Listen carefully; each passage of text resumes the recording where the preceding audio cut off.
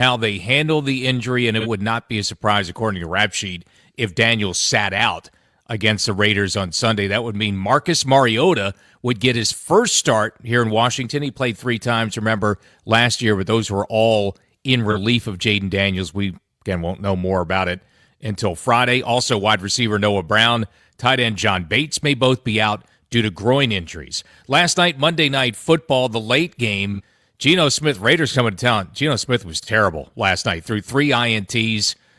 Chargers beat the Raiders 20-9 in Vegas. Charger linebacker Khalil Mack injured in that game, an ugly elbow injury trying to make a tackle. Remember, the Chargers play the Commanders only 3 weeks from now on October 5th. The first game was the Buccaneers beating Houston 20-19. Baseball, Nats lose to the Braves last night 11-3. Day-night double dip for the Nats and Braves today. The first one, make up for a rainout back in May, gets underway early, 1:05 p.m. for the Nats here on The Fan. From the Crop Metcalf 5-Star Sports Desk, I'm Earl Forsey on The Fan.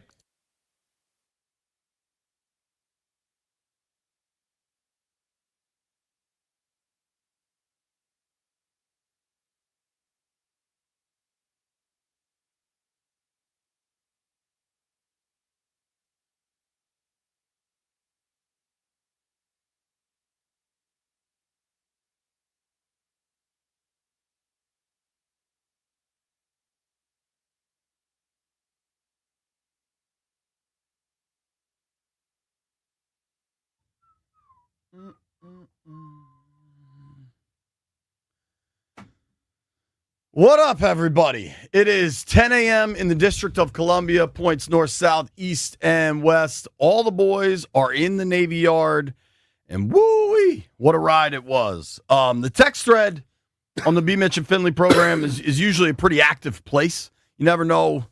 There's a lot of characters involved here, myself included, maybe myself at the top of the list. You never know what's going to come from Jeff. White Brian occasionally just throws something crazy in there. BMitch has mastered the one-finger salute emoji. I rarely communicate with y'all in the text thread. Y'all always complaining. Well, that's why I don't communicate. I want to start. I'm not complaining. I have legit questions. I'm not complaining. My name is JP Finlay, and I have a problem. The traffic in this city is so freaking undependable. Like, people always ask me, because from August to January, I spend a lot of time in Ashburn. I live in Bethesda. And people are always like, gosh, that ride must suck. That ride doesn't suck. That ride, generally, I know what it's going to be.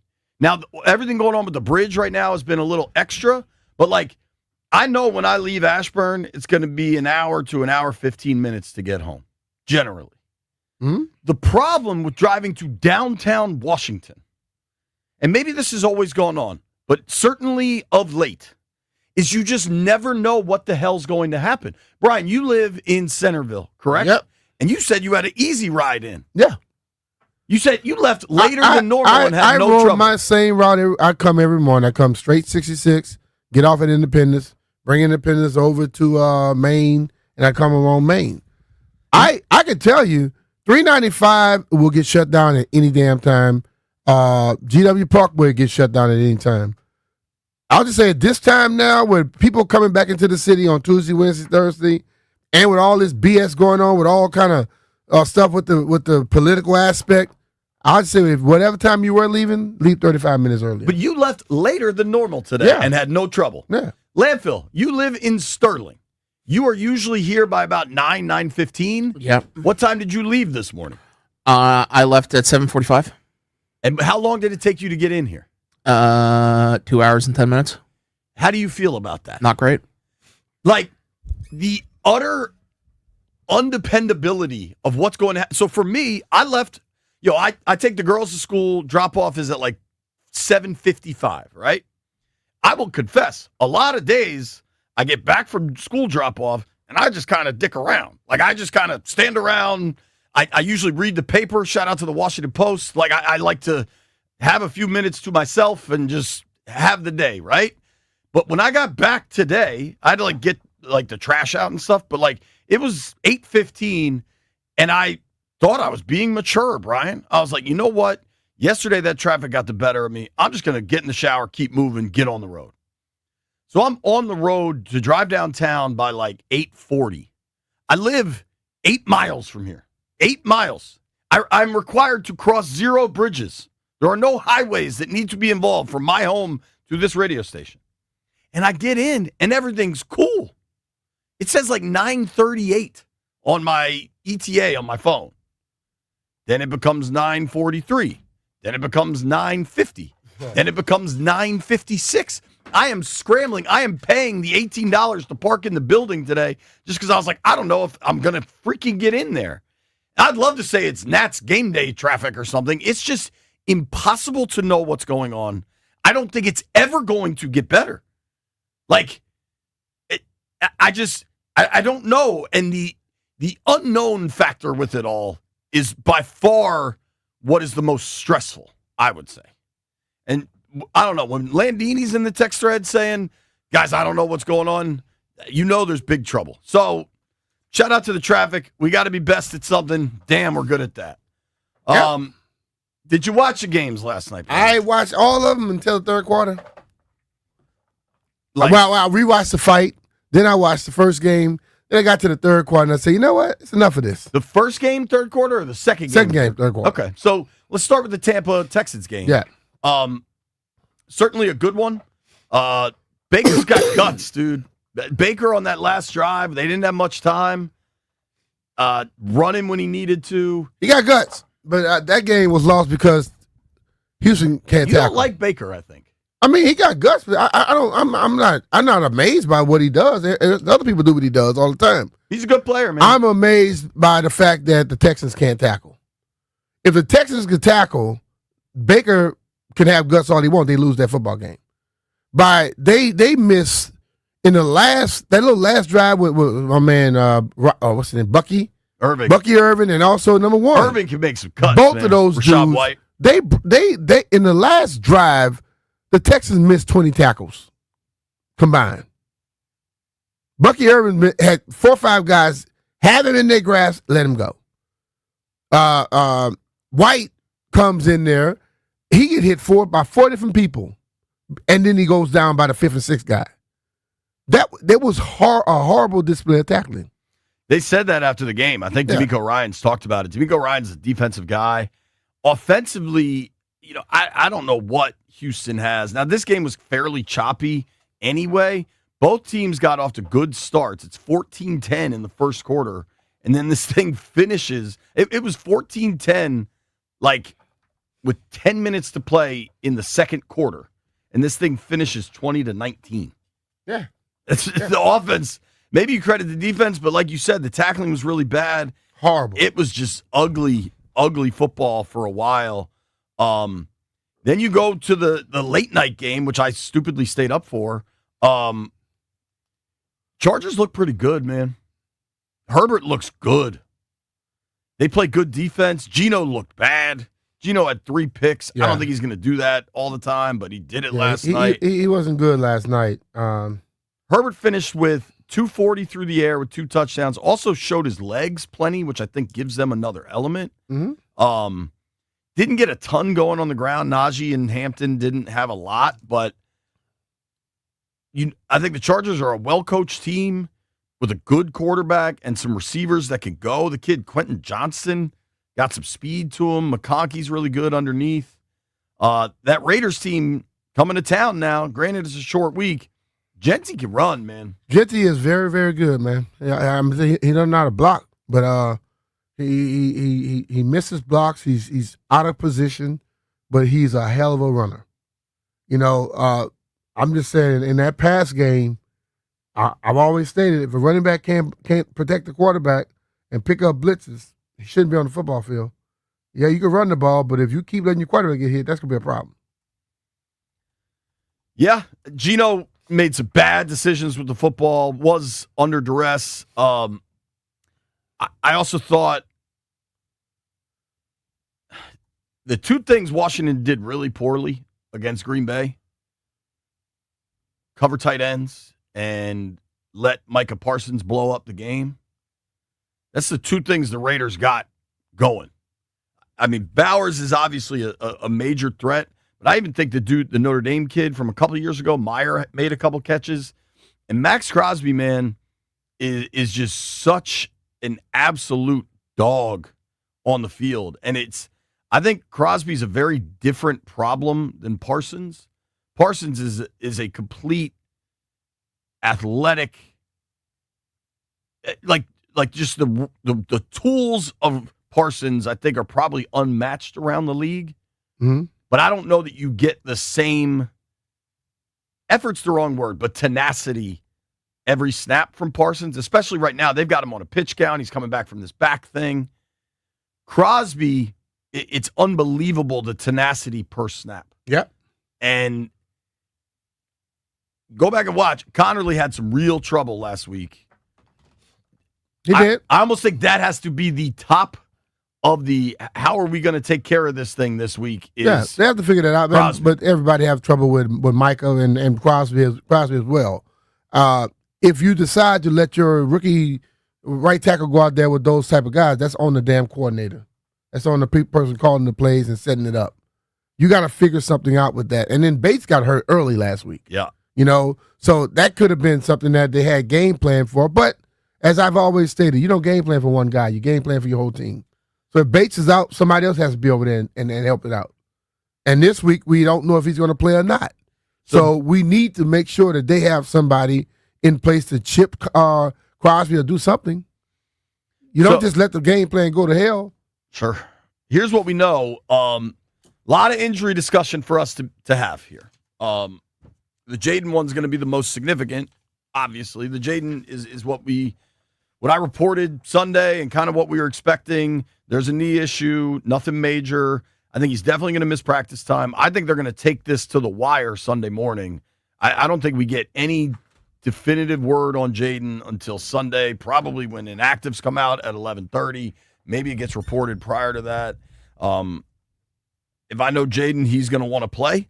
DQ's job is to balance what the medical folks say, what his eye tells him, and if he thinks he can. But the injuries are significant up and down the roster. You mentioned Bates there. Yeah. Dan Quinn said both John Bates and Noah Brown are going to be long shots for this week. Now, I believe we're fired up. We're going to start having John Bates or Sam Cosmi every week with us. Today's the first day, so we get to talk to John Bates at 11:30, which should be really, really interesting. Where are you at on the Jaden thing? Because we talked about it all day yesterday, and now became official. Dan Quinn saying it's truly day-to-day. I'm same as I felt yesterday. Listen, I listened to Grant and Danny yesterday, and they act like people are supposed to just, because Jaden get banged up, no one is supposed to have any kind of optimism, okay? I think people have a right to have optimism if you feel. But the thing I want people to understand is Grant and Danny sits behind a microphone like you and I do. Yeah. Okay? Yes, I played for 14 years. I also understand, and the reason when I played for 14 years, I understand football players do not act like regular people that sit behind a damn desk every day. They respond differently. They heal differently. They play when others would never think about playing. So if he were to play, I don't see that as a bad thing. I think that the medical staff and the coaches would have said he's okay to go play. But if he doesn't play, then they probably say, well, you know what, let's just give him some more time. But I am sick and tired of people trying to compare. Like some guy called to their show talking about his wife got her ankle sprained or something, and I don't want to hear about your damn wife. I don't want to hear about nobody that's not playing professional football. If you haven't done it, you don't understand the mindset and the mental, the physical capacity of the guys that are playing. So when you get all these people calling in, telling me about when you had an injury and this, that, and that, who cares? You're not these guys. These are finely tuned athletes that can also bounce back like a mug. Okay? So if he were to play, I'm cool. If he doesn't, I'm cool. Because I'm going to lean towards the medical people there. I don't care what the talking heads say.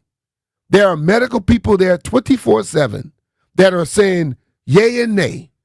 And then it comes down sometimes to what the player can, what can the player withstand, and that player is not the average Joe. Okay, so we got to learn to sometimes get off our high horses and understand that we are nowhere in the mindset of these guys now. Hell, I played it, and I'm not in the mindset of the guys. I wonder how the hell I did it now. You see what I'm saying? So when you're in that thing, you're in it. So whatever they decide, I'm cool with. I think the notion of, just let him rest, like that's not how football works, dude. If you can play, you play. I remember years ago hearing a phrase in the locker room. I was talking to a player, and he's like, man, there's no such thing as 110%. Like, if you're cleared to play, you play. Listen, man, there's no such thing as 100% after you played 1 year of football. So when we start talking about, well, if he ain't 100%, he shouldn't play. Well, guess what? He's going to be retired from this point on. Okay? Everybody that played football is retired then, because nobody's ever 100% again. My thing is this. Some people can play with pain. Some people can't. Some people know what an injury is. Some people don't. Some people get hurt. They think it's injured. Some people just can't get through stuff. They can't get beyond their mental aspect of thinking. Some guys are good enough to do that. But that doctor is going to go in there and tell you what he thinks. And then I think that's when the coaches have to say, hey, we know you want to go. We'll pull you back if that situation is there. If it's not, then let them play.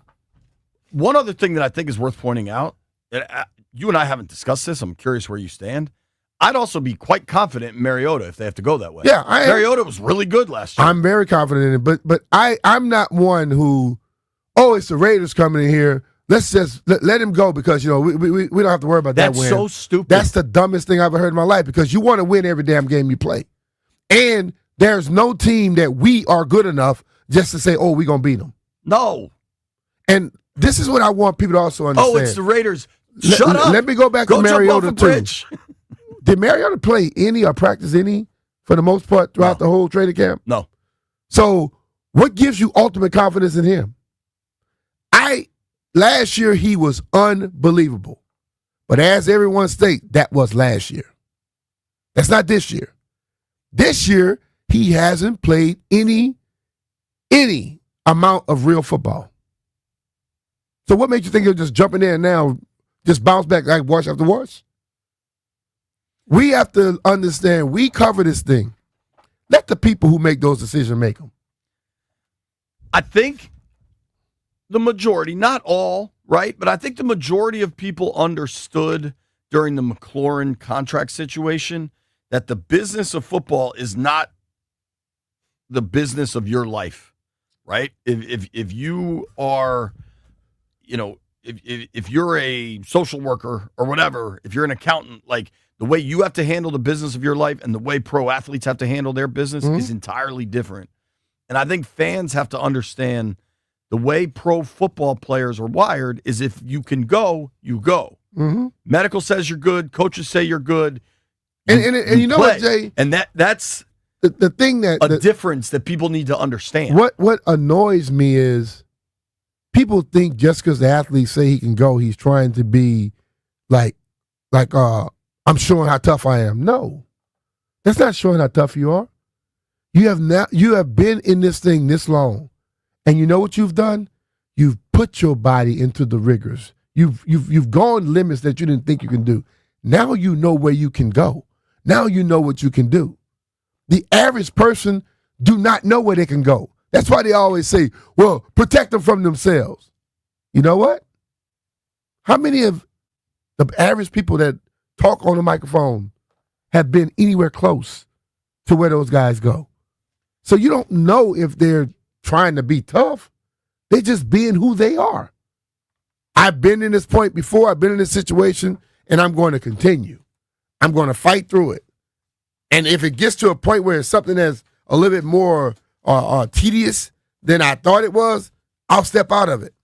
Or that's when I think Dan Quinn is close enough to his players, and he watches them enough to where he knows when one is banged up too much or not. Here's what we're going to do.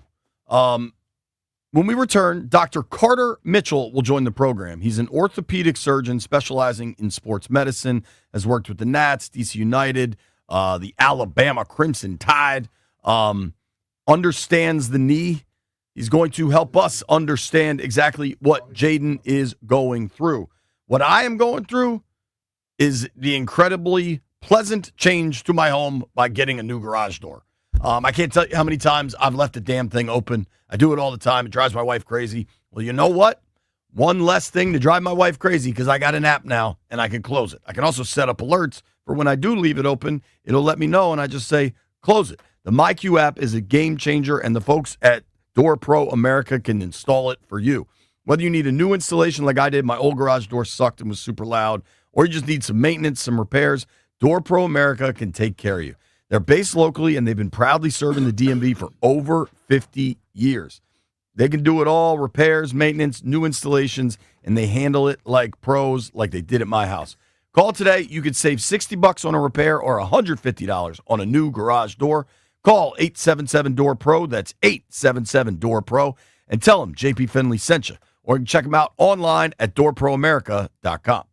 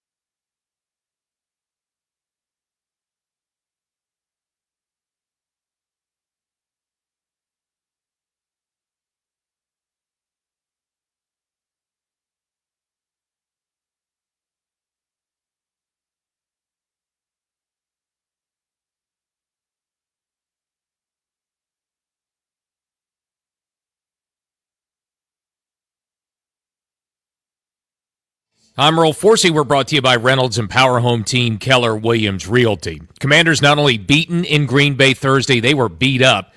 Big injury concerns as we get set for Week 3 against the Raiders. Of course, Jaden Daniels, sprained left knee. He'll be day-to-day, and likely decision won't come until Friday for him. Wide receiver Noah Brown, tight end John Bates may also be out Sunday due to groin injuries. We'll hear from Bates himself. The tight end joins BMitch and JP about an hour from now on the Fan. Commanders will be a 3.5-point favorite for that game against the Raiders. They lost at home to the Chargers.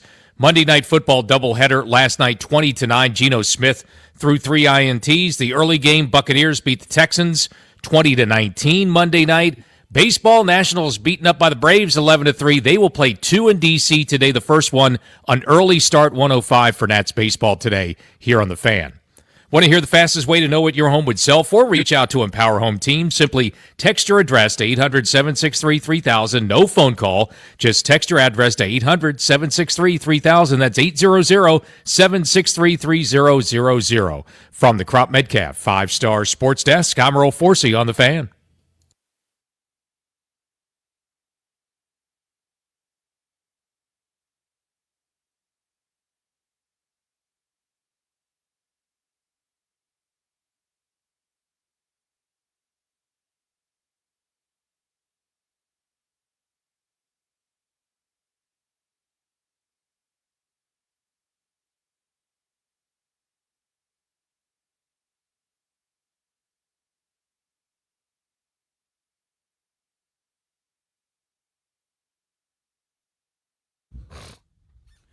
BMitch and Finlay, 1067 The Fan.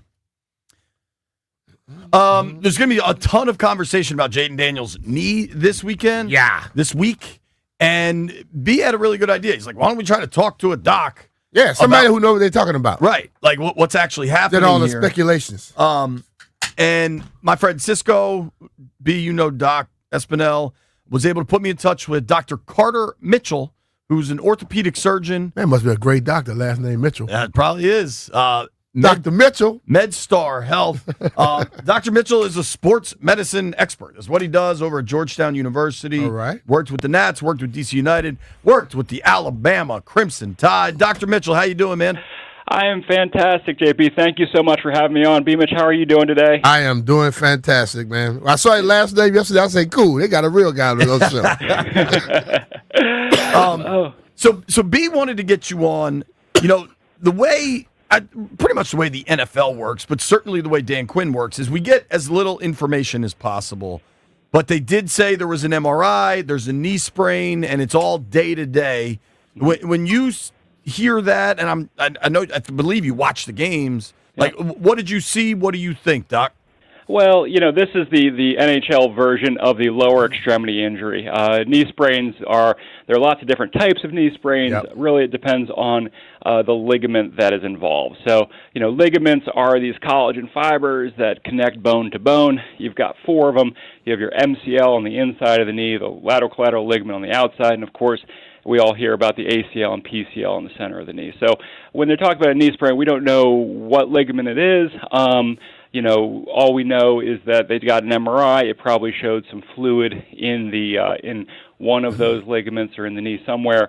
So it's pretty vague right now. And so, when I was watching the game, the tackle looked like he landed with JD landed with his knee flexed and his toe pointing. So with that type of injury, and once again, I'm not taking care of Jaden at all and don't know anything with any of the specifics of the injury, but that you do worry a little bit about the PCL with that type of mechanism.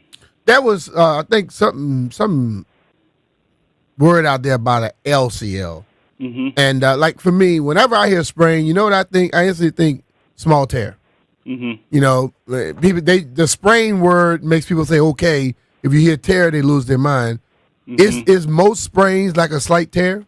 That's a good question. So there are 3 types of sprains. There is grade 1, which basically, if you're looking at the ligament, it looks normal, but microscopically the fibers are torn there. Grade 2 is if you're looking at the ligament, it's partially torn, but some fibers are intact. And a grade 3 is a complete tear of the ligament. So, I would anticipate if the Yez said sprain, it'd probably be, grade 1, grade 2. But, of course, they don't want to let anyone know what exactly is going on there. So when Dan Quinn yesterday kind of tries to explain the situation, we are talking with our friend Dr. Carter Mitchell here on the Rude Guest Hotline. Rude makes the most reliable HVAC products in the DMV. Dr. Mitchell is an orthopedic surgeon in sports medicine, has worked with a number of professional sports teams. We're trying to just get some information as far as Jaden Daniels for this week. So DQ yesterday says he's truly day-to-day. We're going to run through all the markers. That's one thing Dan Quinn says a lot, is that you got to hit all the markers. If you're the medical team with Jaden, what would some of those markers be? What do you want to see him do before you clear him to play? In the short term, JP, you want to see the swelling go down, obviously. You want to see the muscles start to function again. Whenever you injure a joint, you're going to get inhibition of the muscles, meaning that they're not firing. And so we want to get those muscles firing again. We want to get the swelling down, and, of course, the range of motion should return. Now, at the level with the Commanders, they've been using catapult systems with all of their athletes. So they have great baseline data on how fast each person runs, how they accelerate, how they decelerate. So what we can do now is use that data and have an athlete go through those same motions and see, when compared to his baseline, can he run, can he cut, what's his acceleration at? So it gives us one more data point to see where he is in his recovery. Obviously, psychologically, this is very important. He needs to be comfortable and confident in his knee, and he's going to be able to have to do football moves, cuts, throws, plants. So, we're going to use. I'm sure they're going to use all the data at their fingertips to get him back on the field as soon, but also as safely as possible. Doc, we are as laymen. We out here. We look at the player and we normally compare what they do to what we do, and the average person is nowhere close to an athlete. You work with different people, I'm sure, with normal people and also the people that are athletes. What's the difference in one of those guys having that same injury and the time that they will get back out there and be able to do what they do? BMitch, that's a great point. Working with this level of athlete, I think they really are genetically gifted and also psychologically gifted. These are all athletes at this level have a tremendous, physical gifts, but also psychological gifts to determination to get back on the field. And so I think when in my dealings with the higher professional athletes, yes, genetically for some reason they do heal a little bit faster and they're able to tolerate some of the work that we put them through better. But I think it's both biological and psychological at this level. So, Doc, with that, one thing I've learned just being in locker rooms for over a decade now, and B has said this as a player, is like, I think a lot of fans have this notion of like, oh, just rest him, like give him 3 weeks off. Players aren't wired like that. They won't rest anyway. No. How do you balance when you've had to instruct your, what's the word, clients, patients? Athletes, sure. Like, I mean, you're in this. You've done the Nats, you've done Bama, you've done pro sports. Like, what, if any, advice do you give, or do you just give the medical opinion? I think it's usually a team decision. Obviously, you've got to talk to the athlete and see where they are. We want to protect them as much as possible, but also have them feel comfortable that they are ready to go. So, I think you really don't have confidence until you can actually perform the moves, the cuts, the acceleration. So what we want to do from the training staff, and it is a lot of people, it is not just the physician, it's the strength coach, it's the athletic training staff, and they've got wonderful people there to help with this. But we want to prove to the athlete that they can do what they expect and to have that athletic arrogance return to them. So, sometimes we do need to hold them back, but it's a joint decision. Don't you have some of them you go in there and you wonder like, damn, did they not know that they were hurt? Yeah.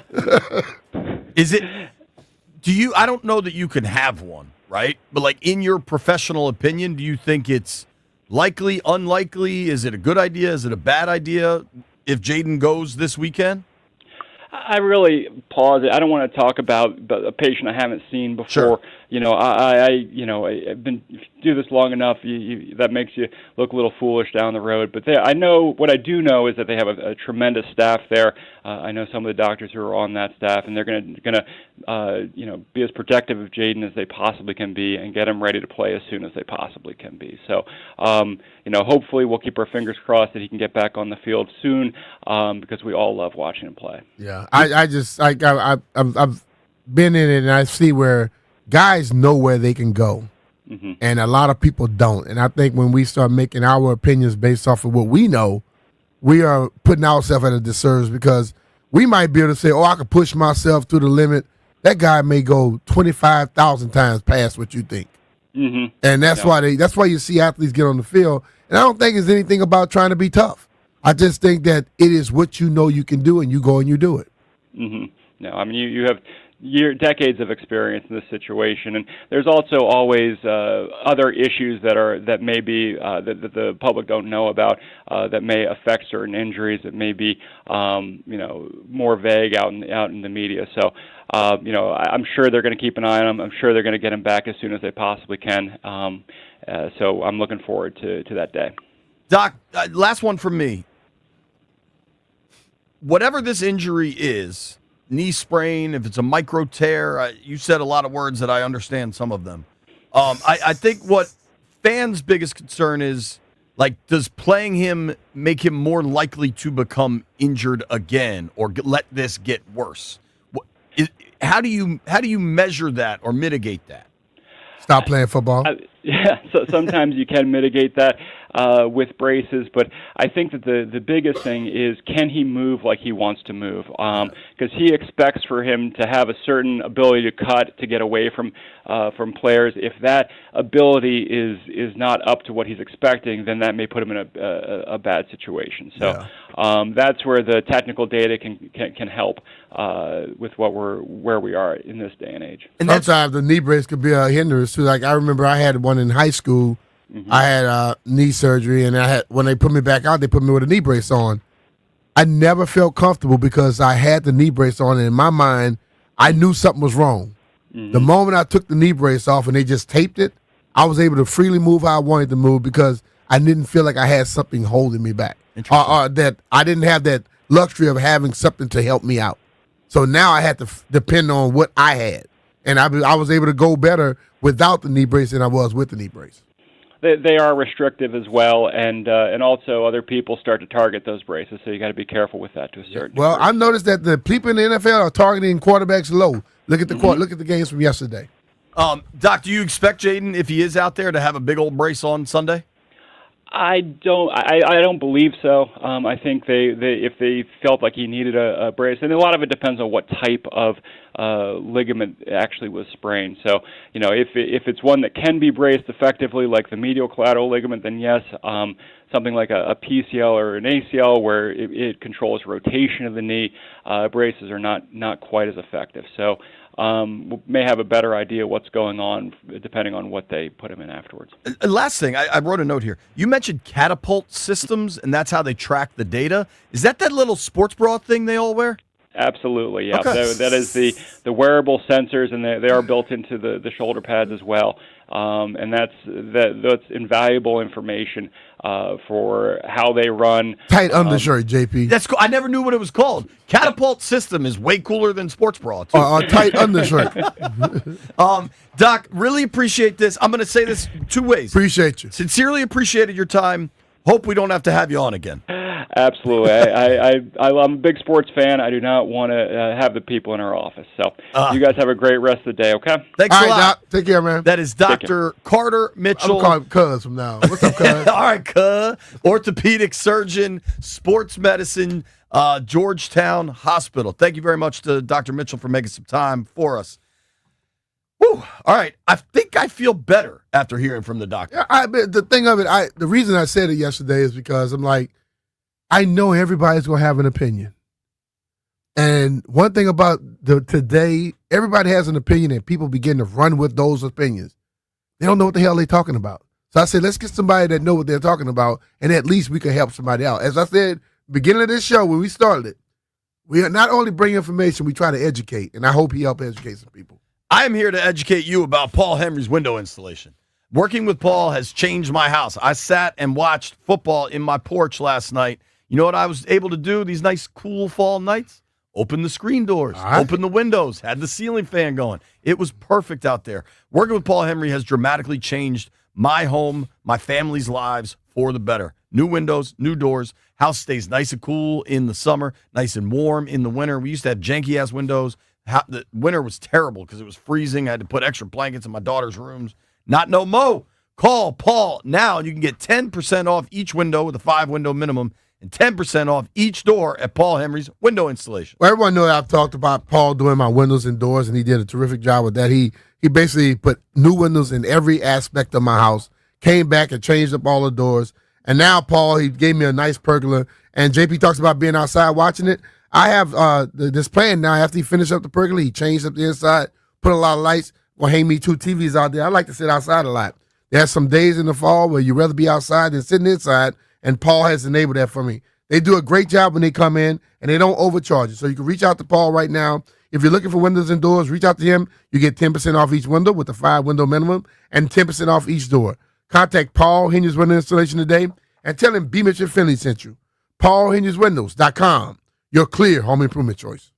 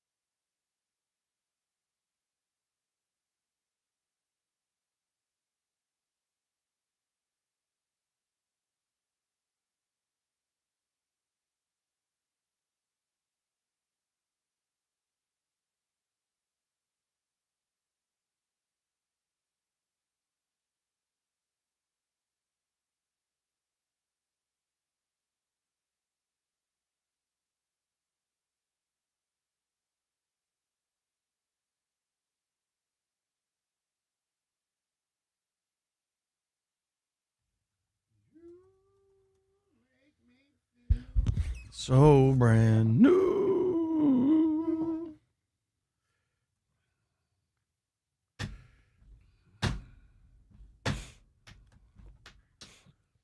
All right, folks. There's a sense, right? Since we've been together, loving you forever. BMitch Finlay, and the hottest topic really across the entire NFL is all the quarterbacks that are hurt. Folks here are worried about Jaden, but Joe Burrow's going to miss a couple months. He missing 3 months. J.J. McCarthy's out, and there's like a weird conspiracy theory that the Vikings actually want to bench him and invented the ankle injury, which I don't believe. No, I didn't invent the injury. He got banged up. Yeah. Justin Fields is out. There's injuries. There's going to be a lot of backup quarterbacks playing this week. Carson Wentz is going to start a game. Landville, I know you're excited about that. It's just like, listen, man, I understand the worrying about injuries, but I don't understand how you going to not play football and then go out. They don't practice half-speed football consistently. Letting on three-quarter speed. And then when the season starts, you want them to go do full speed and know how to react to stuff. You know, I always tell you about riding bikes. And you say, I'll go ride at Haynes Point, but I'm not riding on the road. Right. Imagine all of a sudden just jump on the road one time, we doing a 100-mile ride, and you got cars and everything. You wouldn't know how to react to certain things. You get what I'm saying? If all I had to do is go around Haynes Point and we just do 12, 13 miles per hour, then I bring you out and people doing 15 to 25 miles per hour with cars and other people around you. That is what the NFL is asking, and then they are amazed when people get injured. So vehicles in DC, NASCAR, JP, they run the car around the track at the speeds they're going to race at before they do the race. Why? To see if it can do it. But we take a human body and say, nah, don't do nothing. Now go out here and go do everything full speed and nothing should happen to you. That's the craziest analogy in the world. We just had Dr. Carter Mitchell on, orthopedic surgeon of sports medicine at Georgetown Hospital. He's a knee specialist, folks. He worked for Dr. James Andrews. It looks like you interned for him or something. I don't know how medical stuff works, but he worked for him. Yeah. Listening to Dr. Mitchell talk about Jaden's situation honestly made me feel better.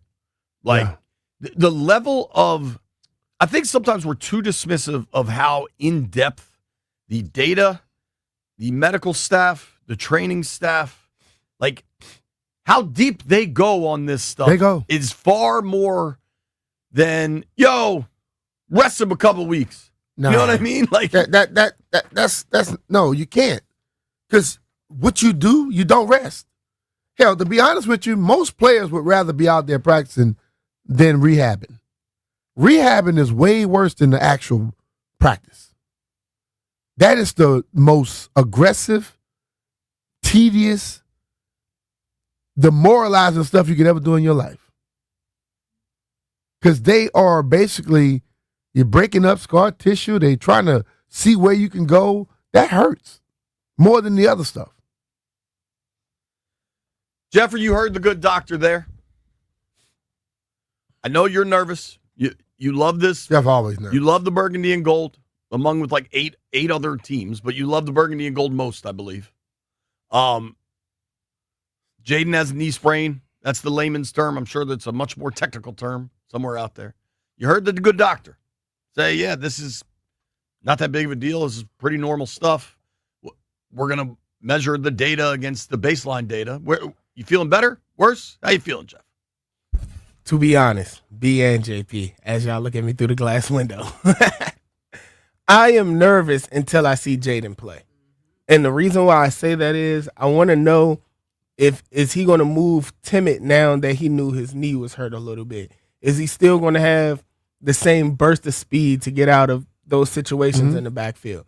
So it lightened the nervousness up a little bit, but I still have to wait to see him play. Yeah. And that makes perfect sense. But I asked this question. But I also, the way what I took from Dr. Mitchell is that if the burst and the speed aren't there because they're going to measure it against the data, They probably then he's won't not let him going to play. Yeah. So my question is, if the burst and the speed is there for all the worry watts out there, if he can run, if they have all this data, and if that dude has the swelling gone and he has the same speed, He playing. they still don't want him to play.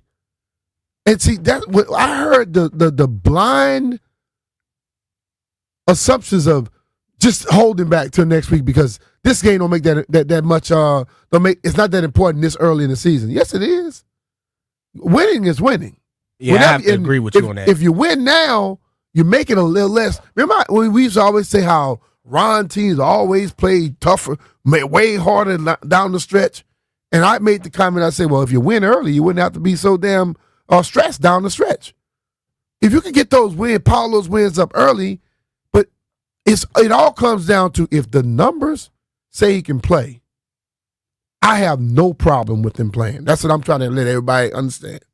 Agreed. I can't understand the folks that are going to sit out here and going to dismiss doctors, coaches, and the player that actually knows his body. I'm not saying just the player. Everybody together make a decision, and they say he can go, he can go. You've heard me, you've heard me, you've heard the doc, you've heard Jeff. Let's hear from you. 800-636-1067. Jaden plays this week. You all right with it? Nobody go anywhere.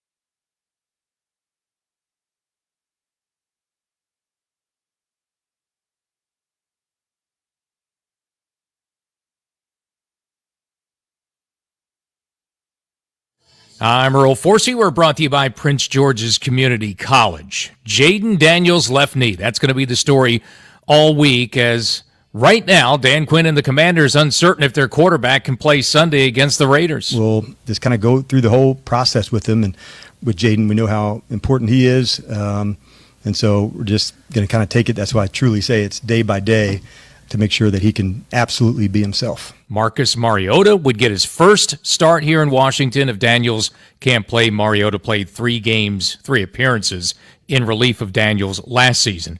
Other concerns, wide receiver Noah Brown, tight end John Bates may not play due to groin injuries. We'll hear from Bates himself. The tight end joins BMitch and JP, bottom of the hour, 11:30 here on The Fan. Also, defensive back Jonathan Jones is nursing an injured hamstring. Commanders, by the way, a 3.5-point favorite. That's down a bit from 6.5 where that game opened up against the Raiders this weekend, who are on a short week. They lost to the L.A. Chargers last night. Monday Night Football doubleheader, 20-9 in Vegas. Geno Smith had a rough night, 3 INTs. Early game on Monday was the Buccaneers over Houston, 20-19 on a Rachaad White touchdown run with 6 seconds to go. Baseball, Nationals beaten by the Braves 11-3 last night. They'll play 2 today here in Washington. Day-night double dip starts with Game 1, 1:05 here on The Fan. You're busy. We get it. We offer online evening and weekend classes. Prince George's Community College, PGCC, works around your life, not the other way around. Register now at pgcc.edu. From the Crop Metcalf 5-Star Sports Desk, I'm Earl Forsey on The Fan.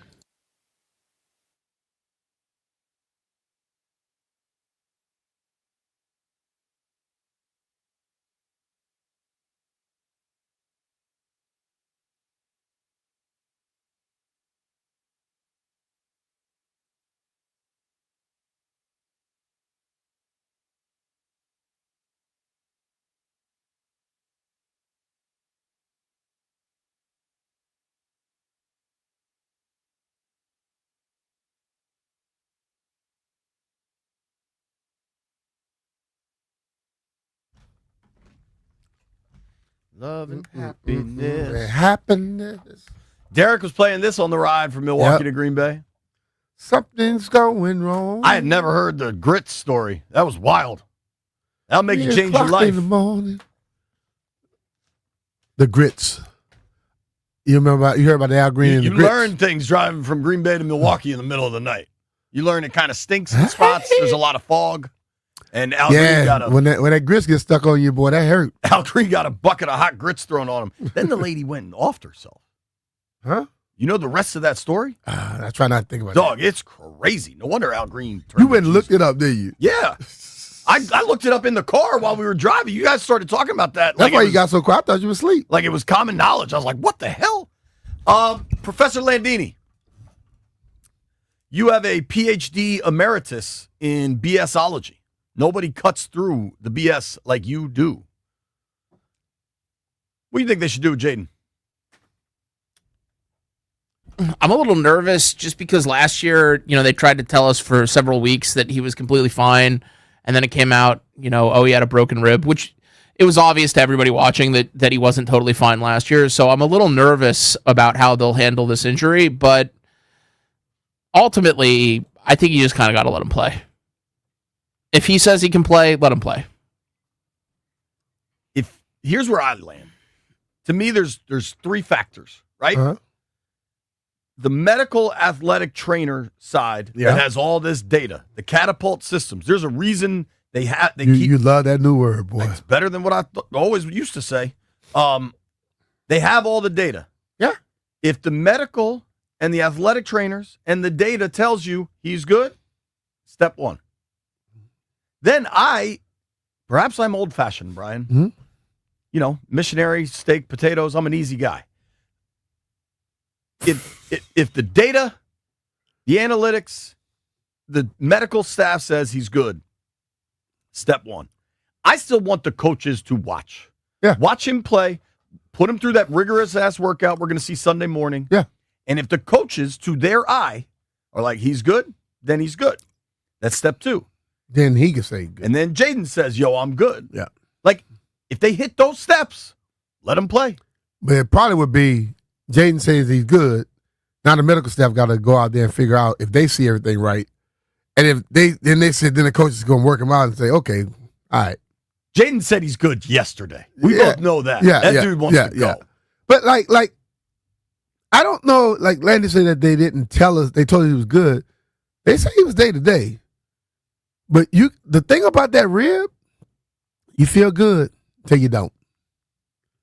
And I would hope and I would believe that the doctor said that it couldn't be messed up anymore if he had the flap jacket on. You know what I mean?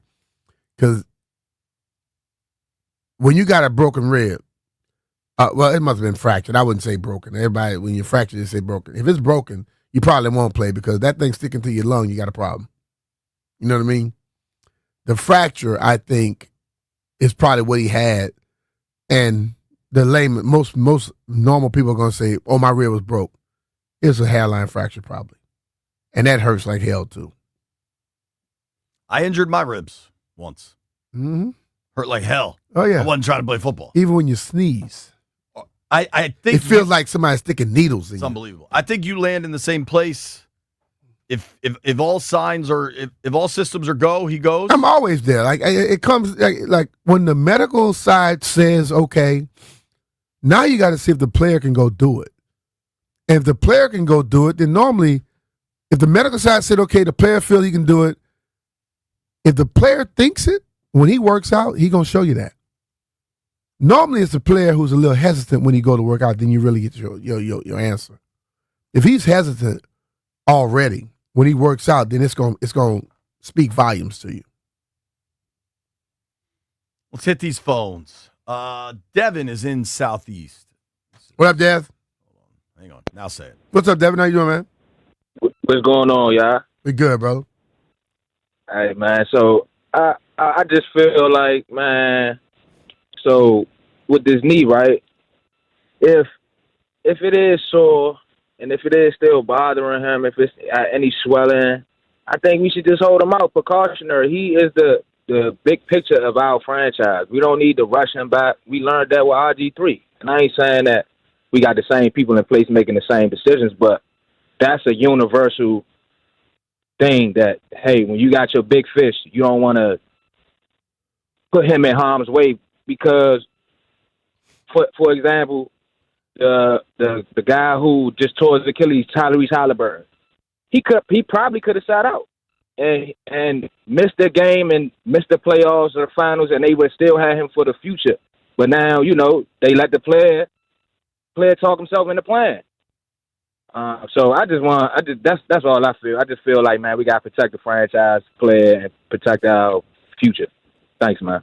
I mean, I think we all agree. I mean, what I'm saying is if he's not swelling, let him play. If he's not swelling and everything works out, yes, let him play. But if all those things are in place, no, you don't let him play. But I'm not one that's going to sit here and say, oh, if he shouldn't play no matter what. I'm not going to buy that. I don't buy that.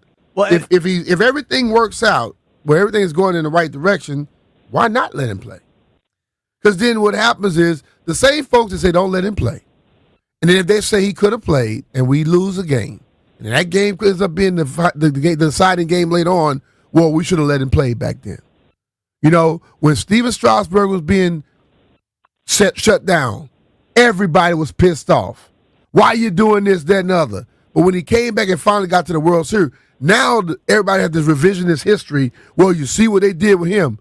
Well, still, after they shut him down, he came back and won. He had more injuries than anybody can name any damn way. Dog, the late, great John Feinstein, I mean, nobody was, what would you say, like harder about that decision-making. And you can argue it worked. You can argue it didn't. Because it's not like he didn't have more injuries. You know what I mean? True. Let's get our guy Drew on the line. What up, Drew? Hey, buddy. How you doing? We're good, man. So I have kind of two different views on this. One, the obvious answer is if the coaches say he's good, the doctors say he's good, and he feels good, then he should play. My concern is, this is an important game to win, and I want to make sure we're prepared to win. So I'm worried about, the game planning and the time. If Marcus needs to go in, I just don't want the injury to be a distraction from developing a winning game plan, practicing to win on Sunday, because we're already a game behind the Eagles, and the goal of the season is to win the division, and get the highest seed we can in the playoffs. And so, as long as so not only do we got to worry about Jaden as a person, a player that we don't want to rush him back to get injured, to get more injured. Maybe he's good to go. He's good to go. The question I have is, can we make the decision in time so that we have the best chance of winning? Because I trust Marcus, especially for one game, and if we need to go that way, that's fine too. I just want to be as ready as we can to have the best chance of winning on Sunday, because I'm still pissed off about last Thursday. At least you got to enjoy Lambeau, Drew. Yeah, it was great till kickoff. Thanks, buddy. Appreciate the call. I think I hear what you're saying. I think it makes sense. I think they're going to take this to the absolute limit. They're going to take it to Sunday morning. And Jaden. Yeah, so I hope that doesn't get him distracted. I don't think he'd be distracted. I don't think. Thank you, Drew. I'm going to hang up. I think there's some important stuff to point out. I think Jaden and Marcus know this offense well enough. Backwards, forwards. However well you can know something, they know it. Mm-hmm. I don't think either of them will have any situation, any trouble dealing with. I think Marcus will get most of the work. I think Jaden's a DNP Wednesday, DNP Thursday, maybe a limited Friday. And what they do with hurt guys is so fans are allowed in. It's a 1:00 kick. Fans probably allowed in around 11. I would expect Jaden to have a pretty significant workout on that field around 9:30. Mm-hmm. And the trainers will be there, and DQ will be watching. And that's when they're going to make their determination. Yeah, I agree. I don't think it'll be unless something happens this week that it's crystal clear he ain't playing, they're taking it to the wire. Yeah. And I think the team is. Or if it's crystal clear, he may be playing. Sure, that's true. That's true. Let's go to Jonesy. Jonesy, where you at? What's going on, JP? BMitch, how you feeling this morning, man? I'm good, brother. Yes, indeed. So am I. Look, if I'm with y'all, if Jaden can pass the coach's eye test out there, and he say he can go, fine, and gives them the green light, I'm for it. But if he doesn't, and he looks gimpy and to the point where as though he have a hard time moving around with or without a brace on his leg or whatever, no. Sit him on down, you know what I'm saying, put him in bubble wrap, and, we'll look for him on another day when he can go. Other than that, I'm hoping Marcus Mariota can go. Do we know he's able to go or not? We don't know. Marcus is good to go, dude. Because I don't want to do this thing like a Jay Gruden thing. We got to look for somebody off the street to come in and play quarterback. Well, they have Johnson in the building, so they wouldn't have to do that anyway. Oh, okay, good, because that would be a recipe for disaster. So, anyway, fellas, that's where I'm at with it. If he can go, let's go. If he can go, like I said, but he has to pass the coach's eye test. He can't do that? No. Sit him on down, and let's come up with something else. Other than that, fellas, have a good day. All right, man. I'm out. Thank you, brother. We are very excited. In about 10 minutes, we're going to be joined by Commanders tight end John Bates. JB. Just a ruthless blocker and one of the nicest guys you'll ever meet. But it's interesting trying to figure all this out. And the truth is, we don't know anything. There were other injuries the other night. Yeah. I asked DQ yesterday about what do you do with Dietrich Wise, and he's like, it's a big blow. His size is not something we can recreate. True. We're going to play different players. Jalen Holmes is going to have more of a role. Jalen Holmes that started to come on, too, last year. He also said with Eckler, that's not a plug and play. Like, we can't just put somebody into his role. Somebody, it'll be multiple guys to fill his shoes. Rodriguez will now be active, obviously. Noah Brown doesn't sound like he's playing. I'll keep these phones going. P is in Silver Spring. What's up, P? Hey, guys, it's Peter, Petros, whatever you want to call me. Hey, listen, I want to know how the O-line feels. I want to know how John Bates feels, because Jaden's going to tell you he wants to play. He's going to play. He played with a freaking broken rib. He's going to play. If the medical team says he's going to play, he's going to tell you he's going to play. But if the O-line shows up like they did in Green Bay, I know Green Bay ain't the Raiders, but they got a guy named Max Crosby that can wreck some stuff. So, You right about that? I mean, and So- I'm gonna take y'all up to Oakmont in spring, guys. Hell JP, yeah. look out for my text. Yo, so a lot of times I have time to kill between my daughter's soccer and her field hockey, and I drive right by your bar. Come through. It's like a restaurant, right? Like I could bring my daughter in there, right? Full blown restaurant. We got a claw machine. We went some ducks. Stella Point Grill in Kensington. All right. Shelby likes that. The claw thing where you drop it and try to. All right. They're all rigged. You never actually win a prize. Little rubber duckies. We got golden tea. We got jukebox. We got it all All for right. you, brother. I might see you one of these Saturday afternoons. Thanks, bud. Good stuff. I've been going to Continental. I'm going to appreciate get way that. too fat if I keep going to Continental. We right across the street. Come through. All right. See you, buddy. One thing that I think is really important to point out, I don't think there's any comparison with RG3, Yeah. but I do think there's a gigantic difference. Robert was calling the shots, Yep. especially by 2013 when he was trying to come back from the injury. Yeah. Robert Well, he called the shot that day. He didn't let the doctors check him. He had the direct line to Dan. Dan was going to support him, whatever he said. This is a different situation. Like, Yeah. I am confident Josh Harris wants updates on Jaden's situation, but he's not going to tell him what to do. No. And I do think Jaden will be pissed if he's told he has to sit, but he'll also Understand it. be a team player about Yeah. it. Yeah. Like, it's just such a different situation. It's a totally different situation, but I think those who don't want to understand it are those who believe that the Shanahans screwed Robert. Robert screwed Robert. If you just look at it, what did he say? He gave him the high sign. Okay? The doctor never saw him. He ran away from the doctor.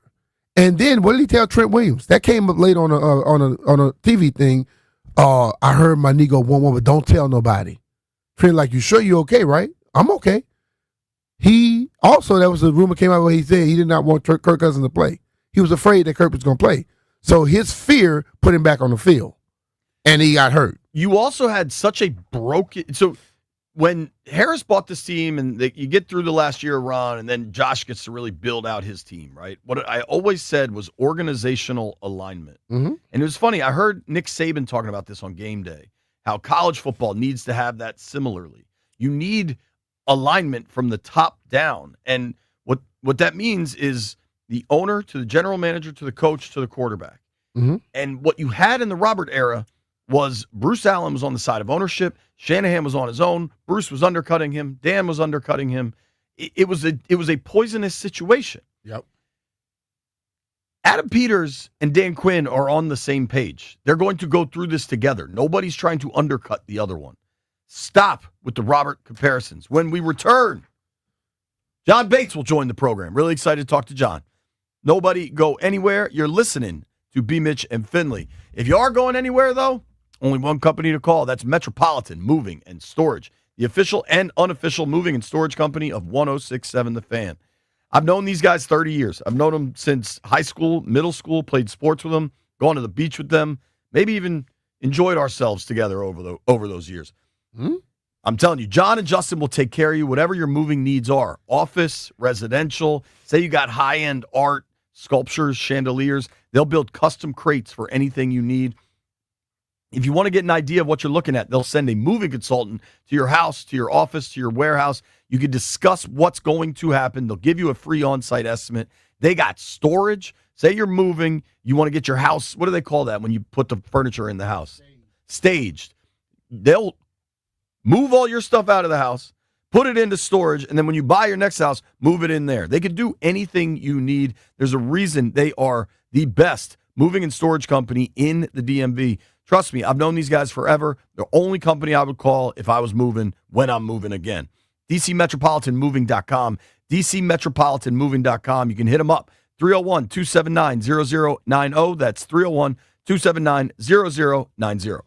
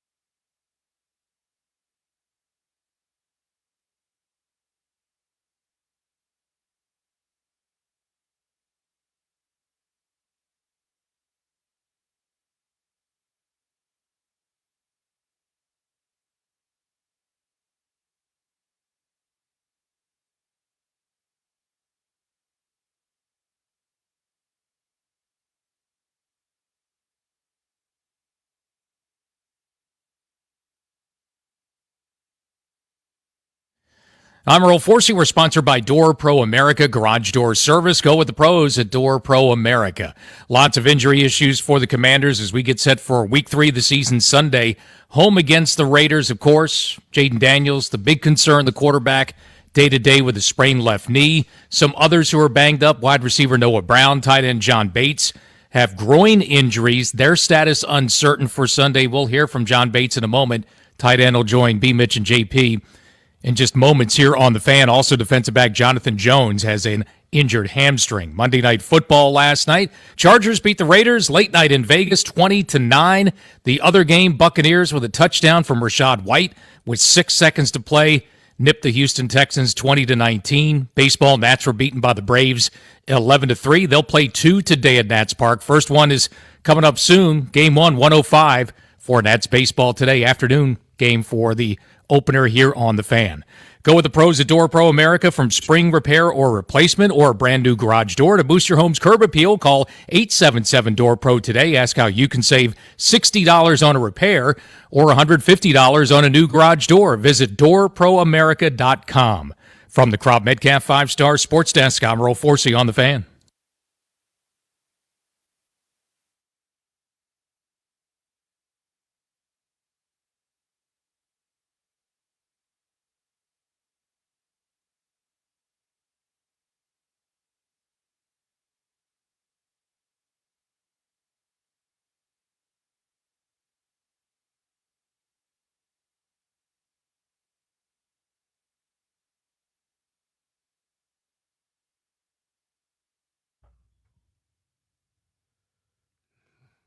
BMitch and Finlay, 1067 The Fan. We are really excited to get on the Rude Guest Hotline and welcome in Mr. John Bates, tight end for the Washington Commanders. John, what's up, dude? How are you? Hey, guys. Doing good. How about you? We're good, man. We're good, man. Thank you for making time. We're excited to be talking to you this season. Have you ever done stuff like this where you do like a weekly radio thing? No, I haven't, but I'm excited to get to do it this year and maybe chat a little bit about ball with you guys. Oh, yeah. Definitely, man. Definitely. We are here for that. Did you watch the Monday night doubleheader last night? I caught the first game. Second game's too late. I'm kind of a old man. I got 2 kids now. I can't stay up too late to watch those late night games anymore. John, don't stop saying you're old, bro. I can catch up with you real quick. Yeah, exactly. But caught the first one. That was a crazy first game. Yeah. What'd you think of that drive at the end for Tampa and what Baker got done there? Impressive, man. I mean, I think everyone kind of knows Baker's just like one of those gamers, dude. Like, he's a hardcore competitor, and he's going to go out there and put it all on the line for his team and his boys. And he, came up with a couple of big plays last night, and obviously they sealed the deal out there at the end. So, no, that was really cool to see him do what he does. John, people look at you, they talk a lot about how you block, your blocking. And Dennis Rodman in basketball, all he cared about rebounds. What in your mindset makes you be so happy about going out there and blocking as well as you do? Yeah. Obviously, I take a tremendous amount of pride in it, but I think obviously it's not something that necessarily shows up on the stat sheet.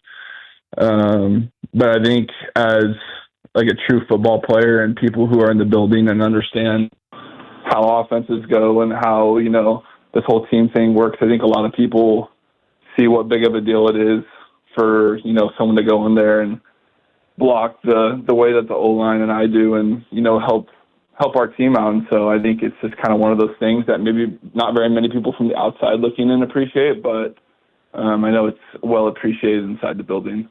When you get that contract extension, it tells you it's well appreciated, right? Hell yeah. Yeah, no, definitely. That was super exciting process for me, and to be able to come back here and just kind of go through all the ups and downs that this organization has been through in my time here. And it was important for me and my family to, try to find a way to end up back here. And so, no, it was really cool. Appreciate everything that they've done for me and my family. So, dude, I remember when you were drafted back in 21, I remember watching training camp that year and saying to a member of the coaching staff then, I was like, that rookie's going to have a 10-year career. Like, you just immediately got it. Where did that come from to make the transition from Boise to the NFL and really like hit the ground running like that? Yeah, to be honest, I think it really kind of comes back from my days at Boise State. We're not necessarily the biggest, most shiniest team, but I learned from coaches there and players above me what it looks like to develop over, a span of 4 or 5 years. And I was around a lot of coaches who knew a lot about ball. And fortunately enough, I was in an offense that required the tight end position to know a ton, kind of like, an NFL system. And so I think just having that experience and those people around me from an early age and just experiencing that for my 5 years at Boise State really just helped me transition into the NFL because, quite honestly, like the work and stuff I was putting into the playbook and stuff was just as similar in college as it was in the NFL. And so it wasn't anything new for me. I knew I was going to have to, put a lot of time and effort into it at first and pick up on it. But, at the end of the day, they kind of helped mold me into figuring all that stuff out fast. John, you all had a terrific year last year, and I know people, even the coaches say, what happened last year happened last year. You got to come into it this year. What are the similarities for the team this year you're seeing, and what has been different? I think similarity-wise, I think it's been cool seeing everyone kind of on the same page and everyone buying in again. Mm-hmm. I know in a lot of cases it can be easy for players to buy into new coaching staff and stuff in year one pretty easily because guys want change. But even, after what we did last year and what we accomplished, I think we still have a group of guys who are committed to, our standards and our goals and want to do even better than last year. Yeah. And then what's different? I think what's different is I think we have a lot of veteran players back, but I think we have a lot of guys that are stepping into like leadership roles in year two, and really just everyone's got a whole year underneath their belt in the system and like what we're trying to accomplish, and so it's been nice having that familiarity going into year two, guys understanding. And so there's not really any setbacks when anyone new comes in the building and how we do stuff. Mm-hmm. It's kind of like we're just starting from where we left off last year. So that's been really nice. Talking with Commanders tight end John Bates here on the Rude Guest Hotline. John's going to be joining us all year. We are very excited about that. John, obviously a tough result in Green Bay, and you go down pretty early in that game. How frustrating is it when you get injured and then your team, you want to be out there as things aren't going your way? Yeah, it's obviously very frustrating, especially when you're doing all the right things.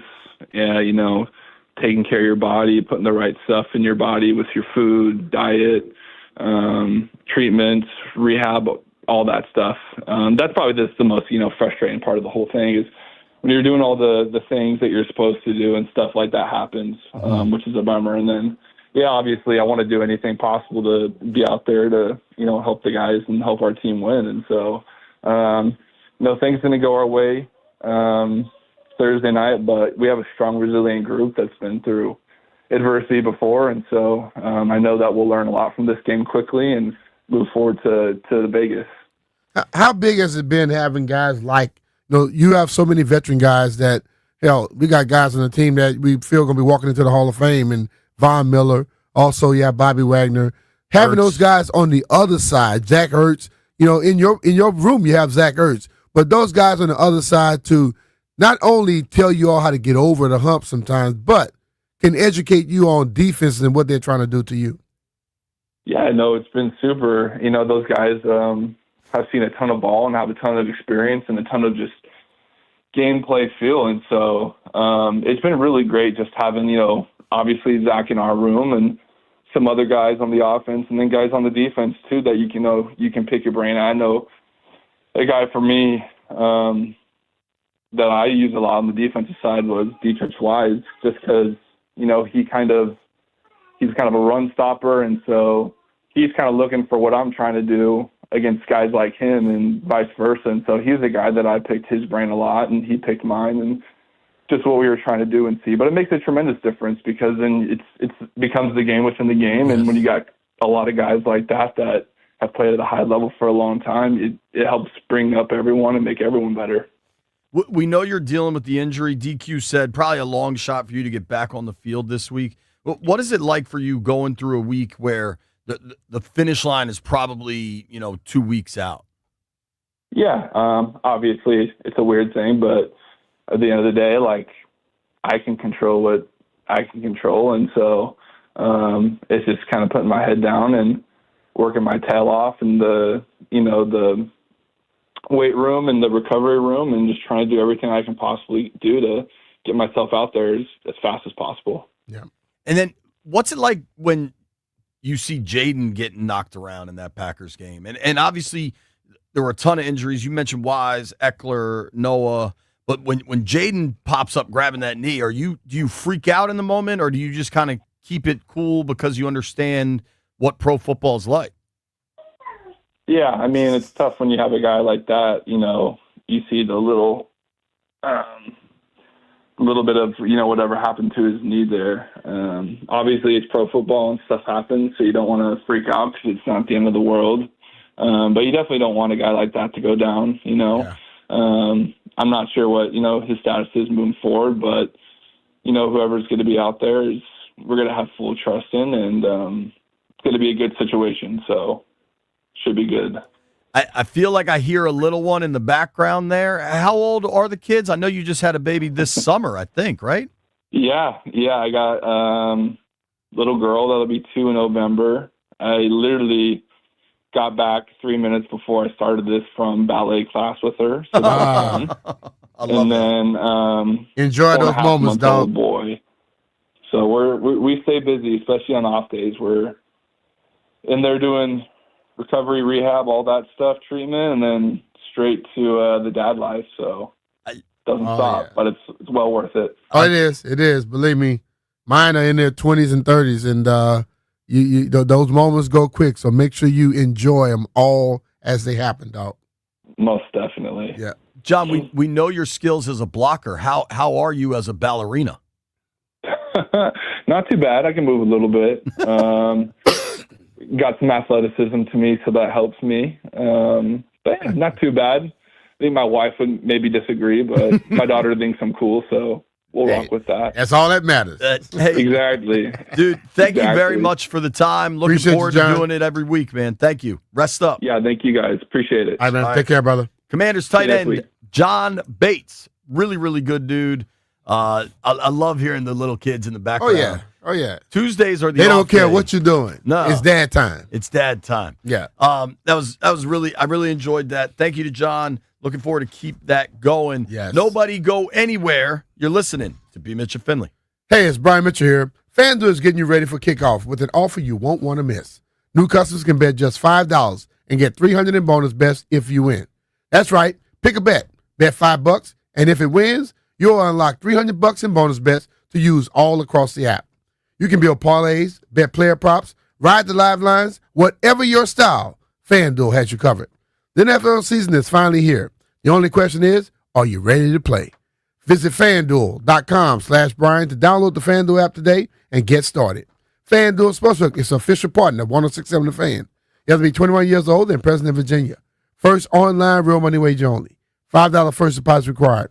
Bonus issued as a non-withdrawable bonus bet, which expires 7 days after receipt. Restrictions apply. See terms at sportsbook.fanduel.com. Gambling problem? Call 1-800-GAMBLER.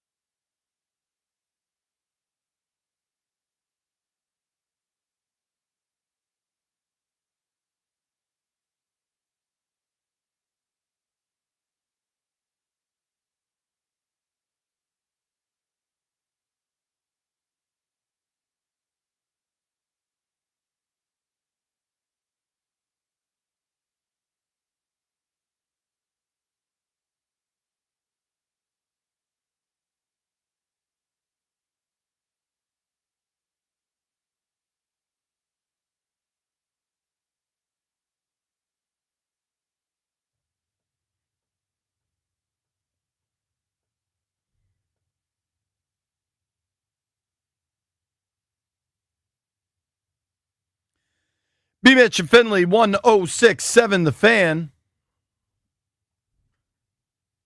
If you missed any of our interview with Commanders tight end John Bates, get on the Odyssey app, hit rewind, iHeart app, Spotify, wherever you get your podcast. You can watch it on YouTube. We're everywhere, baby. Wherever you want your content, that's where we are. Me, B, Landfill, the whole gang. What'd you think of John Bates, Landfill? You probably never really talked to him. Like, I know him pretty well. He's a really good dude, down to earth, funny guy. He's a cool guy. Yeah. Dances? I didn't know that. I did not know the ballet thing. Now we know that. I have 2 daughters and took my 2-year-old daughter to ballet. It's one of the cutest things you'll ever see because they're all in like the pink tutus, and the dancing isn't. I don't want to speak for John's daughter, but with my girls when they were 2, it wasn't exactly Baryshnikov. I think I got that right. I think he's a ballerina. What do you call a male ballerina, Brian? Ballerino? A male ballerina. White Brian, see if you can look that up for us. How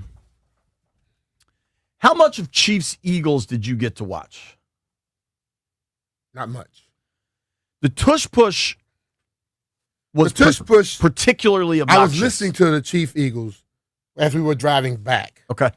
And the guy that was calling it on radio, he kept saying the referee's got to call it properly because he said there's movement on the offensive line every play, every time.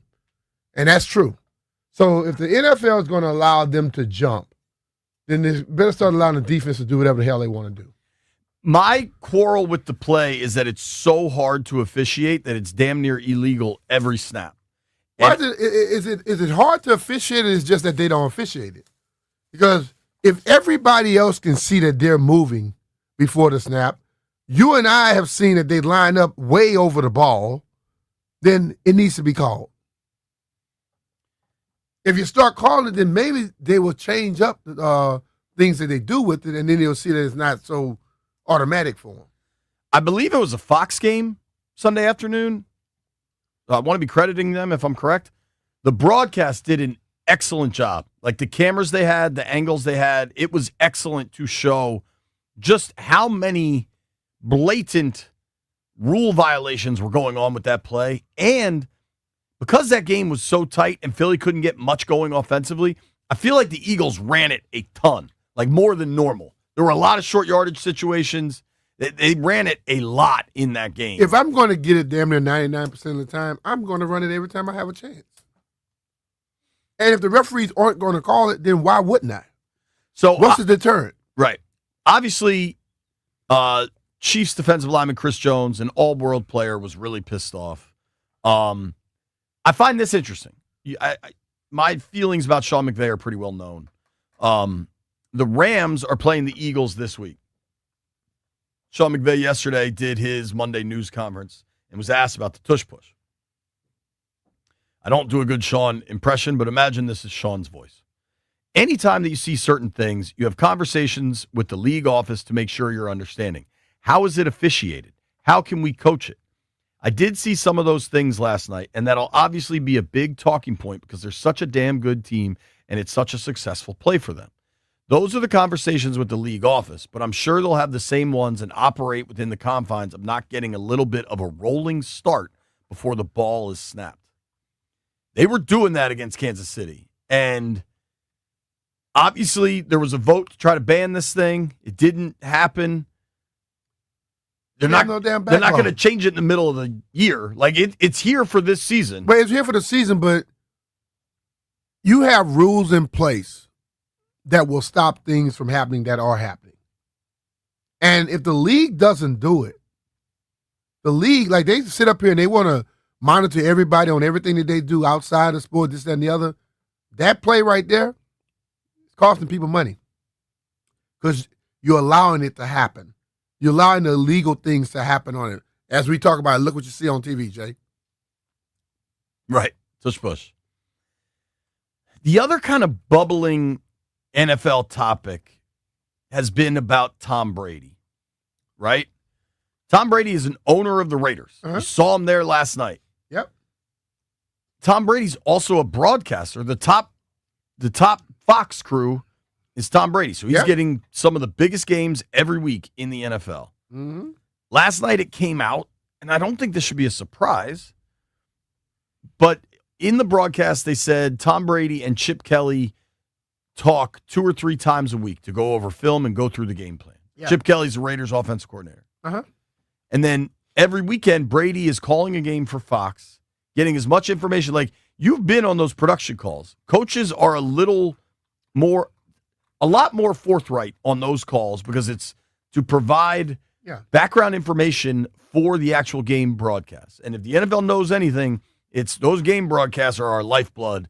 Coaches give them some insight. Yeah. What if, I believe Brady is about to call a Bears game and then the Raiders play the Bears the following week. Mm-hmm. Like, what, if anything, do you make of this situation where Brady gets to be on these production calls, gets to go to other facilities, and then he's also an owner of a team that, understandably, Pete Carroll and Chip Kelly are like, yeah, hell yeah, I want to talk to Tom. Yeah. All right. Well, I don't make much of it, okay? Because I've been in these broadcast meetings. And they give you stuff that help you do the broadcast. Now, they don't tell you we're running the trick play, we're running this, that, and the other. They don't give you their secrets. They give you what you already know, basically. I guarantee you there's nothing Tom Brady is picking up that they shouldn't already know from film study and their scouting. You know what I mean? Did it help him last night? You know what I mean? It didn't help him last night. So I think it's all about nothing, because about the time when Tom rolls in, and they're not there the whole week. They start rolling in probably Thursday for the most part. That's about the time when they'll come in. And that Thursday, they normally will probably catch the end of practice, or some of them catch practice. They may see practice on Friday when it's a shorter practice. Then they meet with the coaches either Thursday night or Friday. Saturday, they may get some players in. Their game plan is in by then. You know, it's not like he comes the week before they go play them where he could get all this stuff and then give it to his team so they can incorporate it. By the time Tom talks to the opposing team, they've done what they're going to do. They've installed it. It don't help them much. Speaking of not helping much. Now, if a coach is telling Tom, we're going to run this trick play at this time, then that coach should be fired, not Tom. Because I wouldn't tell anybody when I'm going to run a trick play. What special thing? Might say I got something up my sleeve. I say it every week. I got something up my sleeve this week. Yeah. I'm not going to tell them exactly what it is. Speaking of something up our sleeve, Barstool Nate joins the program next.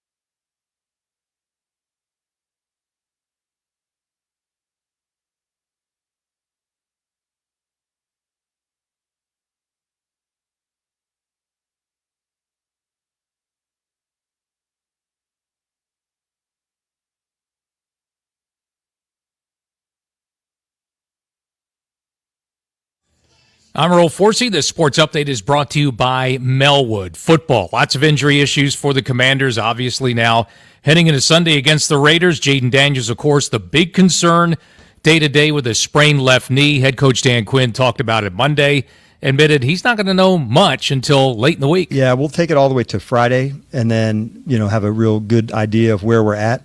I'll have a better sense for that as I go through the week. Marcus Mariota, we get the start if Daniels can't play. He did appear in 3 games last season. This, though, would be his first start since signing with the Commanders. Also, wide receiver Noah Brown. Tight end John Bates, according to Quinn, are considered long shots to play Sunday due to groin injuries. This game opened as a 6.5-point spread in favor of Washington. It was down to 2.5 at one point yesterday. It's now a 3.5-point game. The Commanders still favored for Sunday against the Raiders, who after a short week have to make a long trip to D.C. for a 1 p.m. kick in Landover after getting beaten by the Chargers last night, 20-9 in Vegas. Geno Smith, not very good. 3 INTs in that loss. The early game, Buccaneers come back to beat the Houston Texans 20-19, and we've got some baseball coming up this afternoon. Nats and Braves with a day-night doubleheader on tap today. The first one here, make up for a rainout back in May. Nats baseball gets underway 1:05. Pregame coming up 12:35 here on The Fan. Support people with disabilities in your community by donating your unwanted vehicle to Melwood. Donating is fast, free, and easy. Visit melwood.org or call 1-877-MELWOOD for more information. From the Crop Metcalf 5-Star Sports Desk, I'm Earl Forsey on The Fan.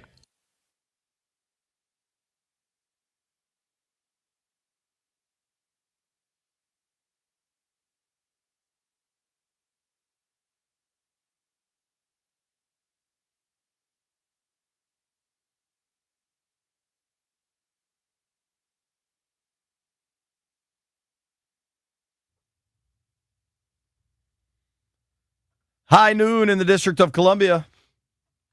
Points up and down the eastern seaboard. You know that Detroit is in the eastern time zone?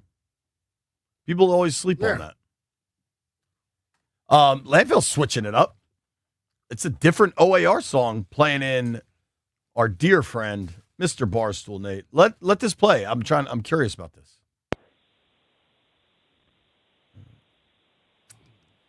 What's this song called, Landy? Shattered? It's a good tune. Hello, Nate Dogg. Did you ask for a new walk-up song? You want to switch things up? I did not, and I don't know how to feel about that. I was completely thrown off my game just hearing a different song, but, I mean, we can't change it every week. If we're making a change, we have to decide right now. Well, Landfill, do you want to respond? Because I think he just arbitrarily, unilaterally decided. Yeah, I just wanted to see if we had any other OAR songs in there, and that was the only one, so I played it. They don't have Crazy Game of Poker in there? They don't, no. All right. Nate, do you want to stick with Shattered, or do you want to go back? Well, I don't think Nate wants you to play that song. No, I think we go back Crazy to the old Game one. of Poker. You don't want to hear that one. I need BMitch singing in my ear. We go back to the old one. Yeah. The Crazy Game of Poker is what he played the other day. What's that? I said the Crazy Game of Poker is what you played the other day. You don't want to hear that anymore. No. We don't talk about that. I applaud you. Thank you. I follow you on Twitter, like many others. Yes. I think you had a very mature reaction to the Jaden injury news. Thank you. Things happen. Nate was mature? Doug. For what? Yesterday, Rappaport tweeted out, Commanders quarterback Jaden Daniels, who underwent an MRI following the loss to the Packers, was diagnosed with a sprained knee. And Nate Dogg quote tweeted, it said, "Not worried, it happens, on we go." I think that's the right response. Nate Dogg, how'd you land there? Yeah, I mean, it's the NFL, right? Like, guys are going to get hurt. Thursday night, I mean, we've talked about it nonstop. We don't really have to beat a dead horse at this point. Thursday night stunk in every way a game can stink, top to bottom, coaching, players, injuries, everything. It sucked. Nobody wants Jaden to be hurt. Nobody wants any players to be injured. It will happen. The MRI showed that he has a sprained knee. It will happen. I don't think it makes him injury prone. I don't think it means anything, overall to his career or anything like that. People try to make mountains out of molehills all the time. It's the NFL. Guys will get hurt. On we go. Agree with that. Are you depending what ends up happening this week, are you cool if Jaden plays? Look, I watched every snap of that game last night. Las Vegas is pathetic. They are terrible. If Jaden's not at, let's say, 87% plus, I don't see a reason for him to start the game. I think Marcus Mariota is more than capable to beat that pathetic Raiders team. I think we have to look long-term for Jaden. I don't think we need to be forcing him into a Week 3 game at home against a bad team if he's not completely ready and prepared. And if he is ready and prepared and he's healthy, great. He's our starting quarterback. He should be in the game. If he's not, there's no reason to force it. I'm going to just be devil's advocate here. I know you're saying that the Raiders are pathetic and this, that, and the other, and I asked this question to JP earlier. I know what Marcus did last year. Marcus came in the training camp and didn't practice. I don't think he practiced a full practice the whole training camp. Didn't play any preseason. Mm-hmm. How do we know he's ready to go? He's a pro, right? Like, he's been in the league for a decade. He's a pro. I hear that all the time, but we always talk about rhythm. We watch a guy that was at every practice, and he played a little bit in preseason, and we say he wasn't in rhythm. Because I trust my guys. That's why. I trust that my backup to Jaden is ready and prepared and will put in the work needed to win the game against Las Vegas, and that's all there is to it. It doesn't matter that he didn't play preseason. He knows the job. He's been around forever. He knows what he has to do, and he knows that he has to go out and execute, and that's what I and everybody else expects him to do. I tend to agree. I am not.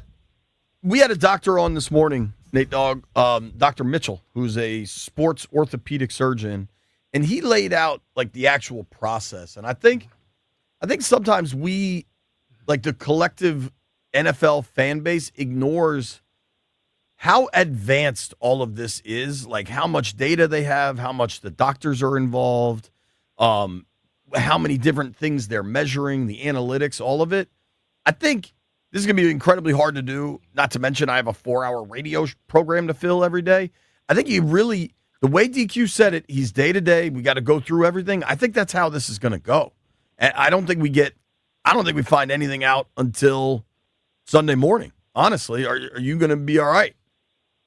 Yeah, I mean, we knew until, leading up to yesterday that he was getting an MRI, and I think a lot of people were holding their breath at, like, how bad is this? And I think we got pretty good news, all things considered, yesterday. And now, as you just said, like, they have the process in place. It's not like they're making it up on the fly how this is going to go.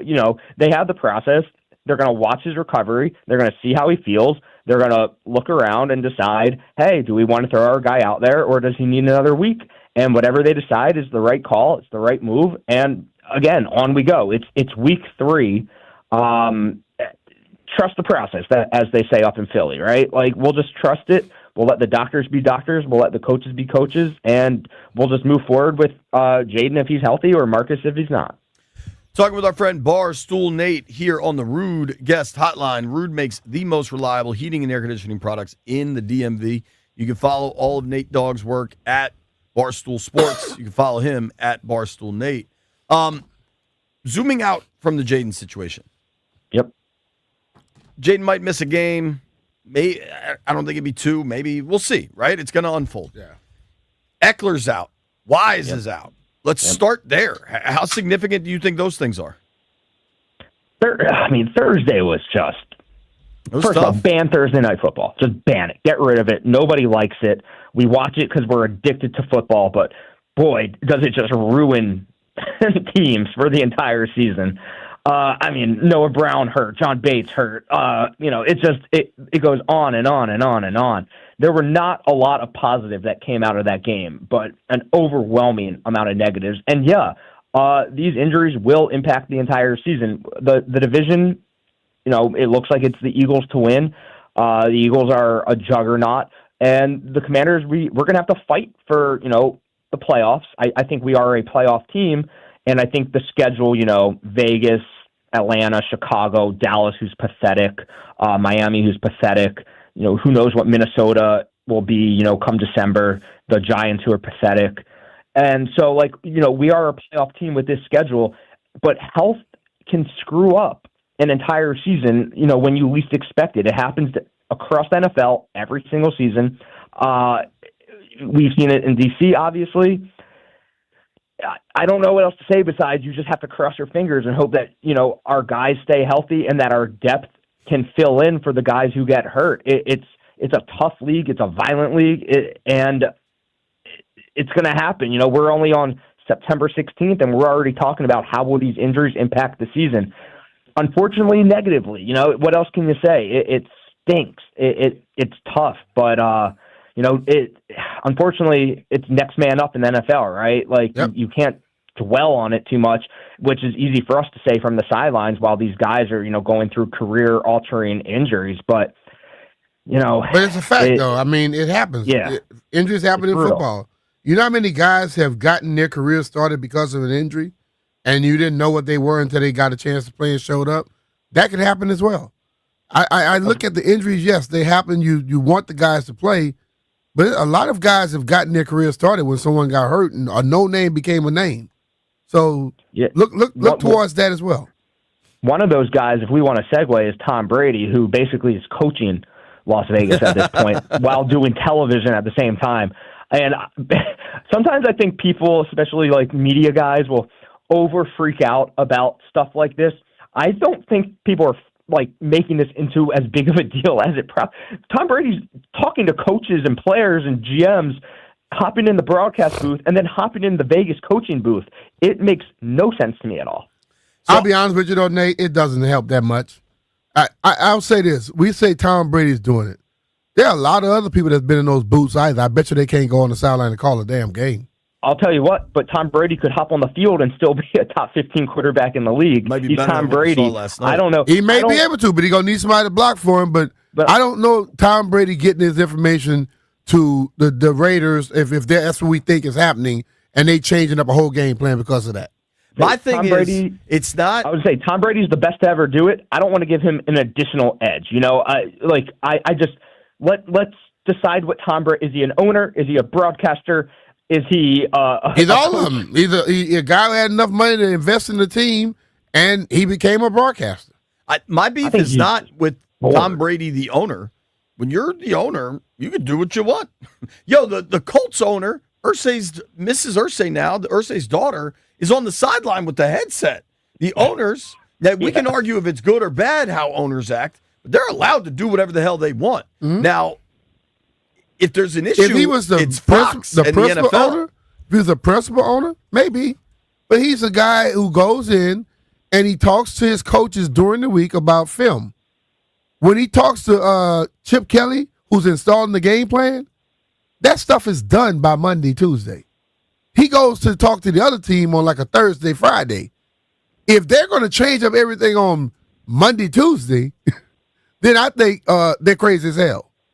So I don't think it does much more. I think this is a straight talking point to get a lot of whatever. He doesn't get no more advantage than anybody else on those teams. Well, I would argue that being you can argue what you want. I've said that I'm telling you, the information they give you is nothing compared to what a game plan is. I would have to assume, BMitch, and we'll see how it shakes out, that teams will start denying access to Tom Brady if Vegas is on their schedule for this season. I don't want Tom Brady talking to Cliff Kingsbury about the ins and outs of the offense, and then we play him, the following week. I would think the smart person, when Tom Brady comes in, if Tom Brady comes in, I'm not going to tell you the ins and outs. If you are telling Tom Brady your top secrets, you're the dumbest person in the world. So don't blame Tom Brady. Blame the dumbass coach who tells him that. I'm being honest, dude. If Tom came in and talked to me right now, so on third down, what's your go-to play? We don't have one. And he could get on the broadcast and say, well, I talked to BMitch last night. He said they don't have a go-to play. I'm not going to tell him stuff if I think he's doing something. Yeah, I understand. I understand what you're saying. I just think it's in everybody's best interest to deny Tom Brady any access to the facility, to the coaching, to the players. While we're talking kind of big picture stuff here, where are you at on the tush push? They obviously couldn't get it banned, and now it's just an absolute mess. That game the other day was just an absolute mess. Disaster. It's everybody's lined up in the neutral zone. The Eagles are false starting. Everybody's making contact before the center snaps the ball. It's an abomination. I kind of wavered back and forth last season and the offseason. Should they ban it? Should they not? I kind of understood the argument. Well, if the Eagles can do it, anybody can do it. If the refs can't officiate it and they're not going to, I don't blame the Eagles for taking advantage of it, but I think we can all agree, even if you're an Eagles fan, that it's not really like a football play. It's just kind of a joke. I think it should be banned at this point. I think it's just it rubs me the wrong way, so to speak. It's just like, why is it still a thing? Like, let's make them play football. Like, and the fact that the refs don't know what to do about it, the fact that the Eagles are just not getting flagged for it. The NFL is now taking down videos of it from Twitter, people posting it. You're right, JP. It's just become its own thing to the point where we don't need it anymore. The game Sunday seemed to be a tipping point, and I think some of it was just because it was so egregiously officiated, but I just don't know. We're going to have to deal with it all year, Yep. I mean, we can deal with it all year. If the NFL is not going to officiate it properly, it's a waste of time. I mean, we could talk about it, but it's up to them. They're zebras. Sit there and watch false start all game. If they don't throw it, then what the hell you could do about it? Yeah, I can't blame the Eagles for doing it, but you can definitely blame the refs and NFL for allowing it. Nate Dogg, I wanted to switch gears real quick. I think Caps training camp starts like next week or this week. It's basically hockey season. The Caps rolled out their new third jersey, I guess, which I actually really like because it's like the old and the new, because they got like the old school look, like the old Capitol Center look with the red and the white shoulders, but with the screaming eagle on there. How are we feeling about Caps hockey coming our way? Ready or not, it's coming. I mean, thank goodness it's coming because, I mean, we need it. Ovi probably in his last season, but still, an exciting team, a good team. Didn't really end the way we wanted it to last season, as we all know, and we don't have to dwell on that anymore. But I think we're kind of seeing this transition out of the Ovi era and into this new era where they're going to bring back the Screaming Eagle. I love the black one. I hope that becomes the primary home one. The red one's beautiful as well. And now we're going to have this new era of these young guns coming in, kind of like the Protuses, the Connor McMichaels. I mean, still Tom Wilson. I don't know if he counts as young, but he's locked up for a long time. And, Carlson and Ovi are kind of these last two soldiers from the Stanley Cup days. And now we're kind of not even missing a beat bringing the Caps into a new era because just how well they have drafted and developed and made some key free agent signings. So, I'm a big hockey guy. Is Little Protus supposed to be up this year? Maybe next year. And Little's wrong. That dude's huge. Yeah, I think he's like 6'12". Young Protus. Monster. Young Protus. Young Protus. Well said. That would be 7 feet, Nate. No, 6'12". So yeah, I'm a 7'11" guy. We know it's an exciting time to be a Caps fan, to be a DC sports fan. Besides the Nats, who with this core just don't seem to really know what they're doing. But yeah, I'm a Caps guy. I'll finally come back to DC. So I look forward to seeing you guys. Yeah, the world's biggest Skins fan only comes to town for Caps games. I wanted to read this. Ian Fitzsimmons does a great job of covering college football and the NFL for ESPN, does a ton of radio work, college games, NFL games. He's in these production meetings. Fitz just tweeted out, this whole Tom Brady being a minority owner and also being in team meetings as a broadcaster where a lot of intel can be disclosed is a big bag of nothing. If I'm a coach in a meeting with his crew, I just won't disclose anything to that broadcast crew. Simple. End of story. Hey, yeah. I think sound like what I just said, right? The issue is on the broadcasting side, not the ownership side. Like, is he getting less information? Does that impact the Fox broadcast? That's up to them. That's on Fox. Yeah. Eric, have a nice week, buddy. Hey, and happy belated birthday, JP. Thank you, brother. Appreciate it. Of course. And BMitch? Yeah. What up? Same to you. Happy belated birthday. I guess technically it's all You're belated. a damn fool. Goodbye, Nate Dogg. We'll see you at a hockey See you game guys. soon. Yes, sir. Nobody go anywhere. We got to make some bets. Hey, it's Brian Mitchell here. FanDuel is getting you ready for kickoff with an offer you won't want to miss. New customers can bet just $5 and get $300 in bonus bets if you win.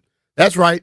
Pick a bet $5, and if it wins, you'll unlock $300 in bonus bets to use all across the app.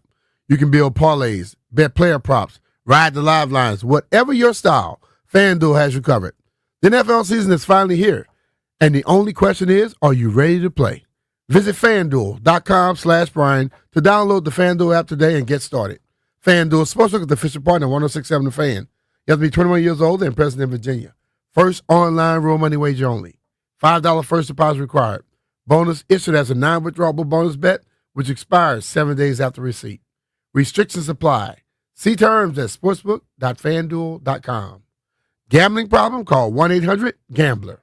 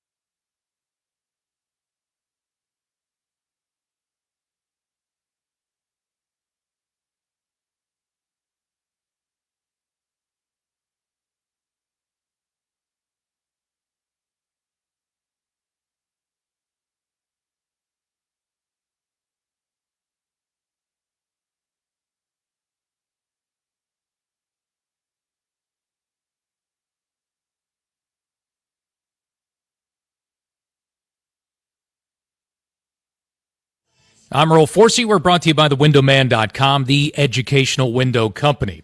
Getting set for a busy day of baseball for the Nats here on the Fan. The Braves are in town. Nats beaten last night 11-3, but they'll play a pair today, a day-night doubleheader. Nats and Braves get things underway in just moments for the pregame show coming up 1:05 first pitch for the Nats here on the Fan. Busy day in Ashburn, probably with the trainers getting overtime work today with all the injuries for the Commanders after 2 weeks. Jaden Daniels considered day-to-day for Sunday's game, Week 3, due to a sprained knee. Also last night, Monday Night Football, Chargers linebacker Khalil Mack suffered an elbow injury. They host the Commanders, remember, in just 3 weeks on October 5th. For 2 weeks only, a radio-exclusive offer, $250 off every fiberglass window. Beat the fall rush and replace those cheap vinyl windows now. TheWindowman.com's fiberglass windows offer maximum comfort and are now $250 off. Free consultations at TheWindowman.com. From the Crop Metcalf 5-Star Sports Desk, I'm Earl Forsey on the Fan.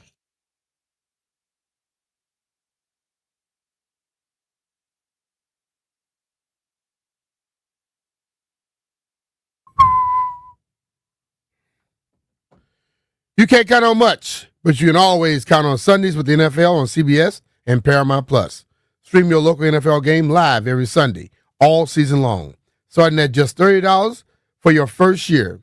That's like $2.50 a month. Visit ParamountPlus.com/NFL to get started. All right, folks, we're off early. It was a Nats game. Braves are in town, right? Yeah. We just looked. I just looked. Little MLB playoff update. It might rain. I imagine they're going to try to just play through that, right? Here is the situation. If the baseball season ended today, they got 12 games left. Some teams might have 13, some might have 11, but roughly these teams played 150 games.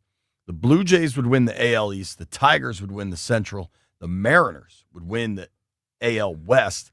Yankees, Red Sox, Astros as the wild card teams. All right. When we get close to the finish line there, I'd be fascinated to see the odds, because I imagine Yankees, Red Sox, Astros are going to be so heavily bet that you might be able to get like cheap pricing on the actual division winners, because Yankees, Red Sox, Astros are going to be the heavy favorites.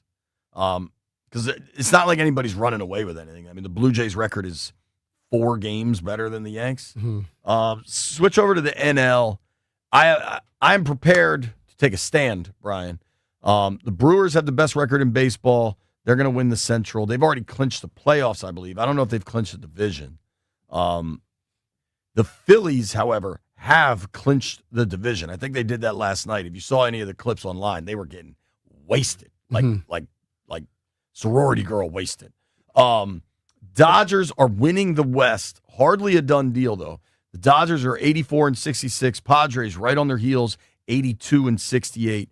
So the Brewers are definitely in. The Phillies are definitely in.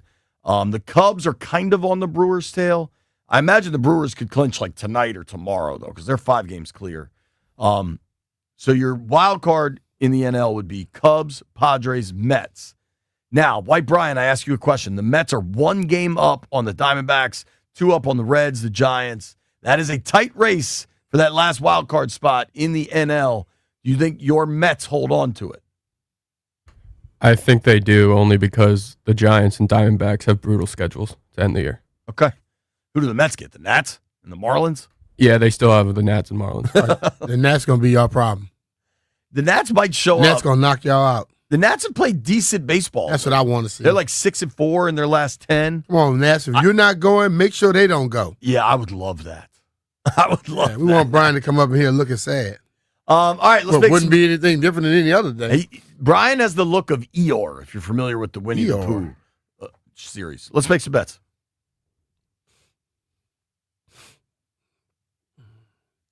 Holla. Gather around, gather around. I don't know what happened last night. I don't think I made a bet yesterday. What's up, White Brian? What happened last night, Brian? Landfill and Jeff won. Everyone else lost. Really? Bang. Yeah, wasn't no overs going on over there. Nah. Well, dude, the over in the Bucks game looked Gucci early on, and nobody scored for the remainder of that game. Yeah. All right. Sadly, we're in a baseball only night. I think there might be WNBA, maybe European soccer. What do you got, boys? I'm taking Arsenal to win. Shout out to Arsenal, the Gunners. Okay, go ahead. I'm still looking. Las Vegas Aces -4.5. On the road against Bobby Wagner's Storm? I don't know about that, dog.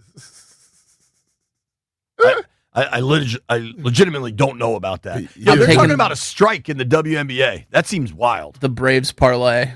Braves and Braves. Is it a doubleheader today? Yeah. Oh, wow. Oh, Skeens is on the mound. Sure is. Yep. And I'm going to take them.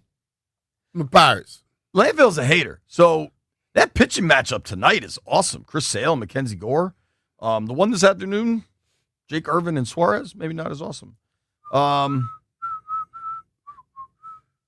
Dream and the Fever. I'm taking the Tigers and the Pirates. Is Caitlin Clark still hurt? Yes. Okay. I'm taking the Nats, but just tonight with Gore on the bump. Not today, just tonight. Thank you to everybody that listened to the show today. Thank you to Dr. Mitchell for joining us. Thank you to Barstool. You're welcome. Nate for joining us. And thank you to Commanders tight end John Bates. Great show. Nats Baseball's next. Enjoy.